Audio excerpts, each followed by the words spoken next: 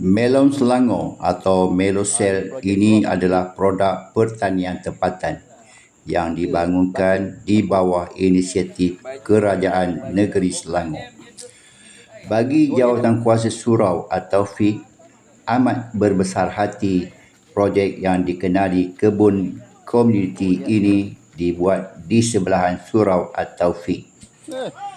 Pengurusi Surau atau FIK Taman Air Manis SM Bersara Azadi berkata, Majlis Daerah bersetuju memilih Taman Air Manis sebagai tempat lokasi penanaman pokok melon Selangor. Satu jawatankuasa kecil telah dibentuk yang diketuai oleh SM Bersara Syayuti bin Hashim.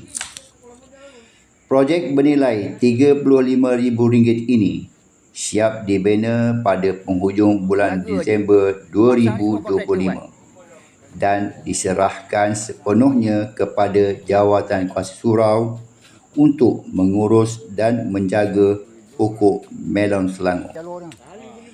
Menurut SM Bersara Sayuti, pokok melon Selangor dari mula semaian sehinggalah boleh dipetik dalam jangka masa 3 bulan. Dan harga di pasaran sekarang sekitar RM20 sekilo. Rasanya manis dan rangup berwarna kuning. Sebiji ni RM20. Manis dan rangup. Menurut pengurusi Jawatankuasa Penduduk Taman Air Manis, Encik Zulkifli bin Ijo, di dalam mesyuaratnya baru-baru ini. RM35,000 lah. RM35,000 bukan pegang duit pada kita.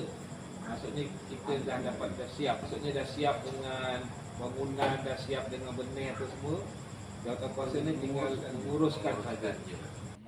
Memaklumkan, kita hanya menguruskan pokok melon Selangor dan hasil jualan akan digunakan untuk pusingan seterusnya.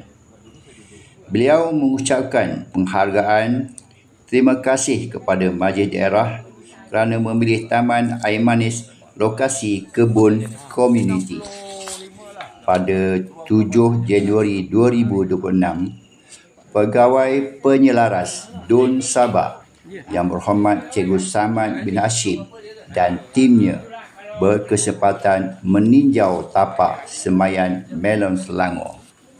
Semoga dengan inisiatif ini dapat membantu ekonomi penduduk Taman Air Manis dan membuktikan Jawatankuasa Penduduk Taman Air Manis berjaya menguruskan pokok melon Selangor dengan jayanya.